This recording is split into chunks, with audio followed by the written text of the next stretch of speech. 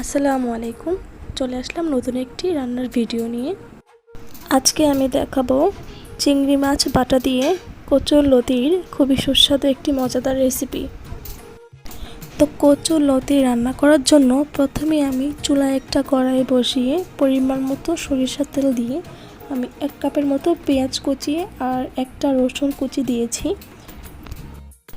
সামান্য একটু লবণ দিয়ে পেঁয়াজটা যখন ব্রাউন কালার হয়ে গিয়েছিল, আমি এখানে 2 টেবিল চামচ আদার পেস্ট আর 1 টেবিল চামচ রসুনের পেস্ট ব্যবহার করেছি। দিয়েছি হাফ চামচ হলুদের গুঁড়া আর হাফ চামচ মরিচের গুঁড়া, একটু সামান্য ধনিয়া গুঁড়া দিয়েছি আর অল্প একটু জিরা গুঁড়া দিয়েছি, হাফ চামচেরও কম। একটু সামান্য পানি দিয়ে আমি মশলাটা একটু ভালোভাবে কষিয়ে নিব। দেন আমার যেই চিংড়ি মাছগুলো বেটে রেখেছিলাম ওগুলো আমি এখানে দিয়ে 5 থেকে 6 মিনিটের মতো ঢাকনা দিয়ে ঢেকে কষিয়ে নিব। সাথে দিয়ে দিব 3 থেকে 4টা কাঁচামরিচ হালকা একটু কেটে।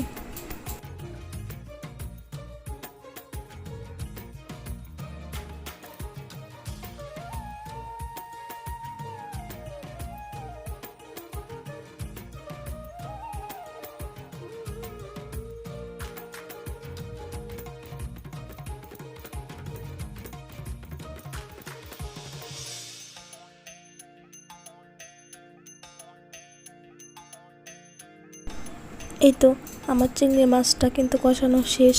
এখন আমি এখানে কেটে রাখা লতিগুলা ভালোভাবে ধুয়ে রেখেছিলাম, ওগুলো আমি এখানে দিয়ে দিলাম।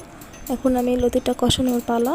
লতিটা আমি 5 থেকে 6 মিনিট ভালোভাবে ঢাকনা দিয়ে ঢেকে কষিয়ে নিব, যাতে 50% মতো সিদ্ধ হয়ে যায়।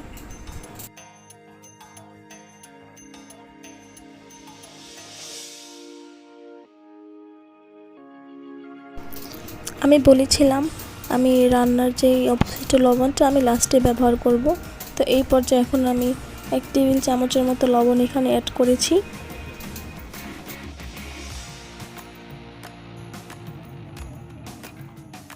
লতিটা কিন্তু আমার অলমোস্ট 50%-এর বেশি সিদ্ধ হয়ে এসেছে। এখন আমি এখানে হালকা একটু 1 কাপের মতো পানি অ্যাড করব।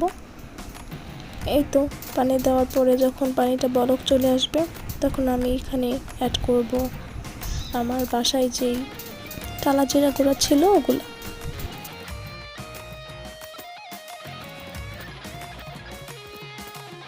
রান্নাটা আমার একদম হয়ে গিয়েছে। এখন আমি এখানে কিছু ধনেপাতা কুচি ব্যবহার করব জাস্ট ফ্লেভারের জন্য।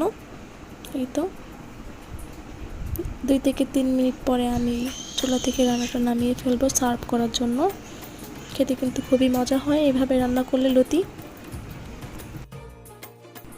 যারা চিংড়ি মাছ আর লতি দুইটাই পছন্দ করেন তাদের জন্য কিন্তু এটা অসাধারণ একটা রেসিপি।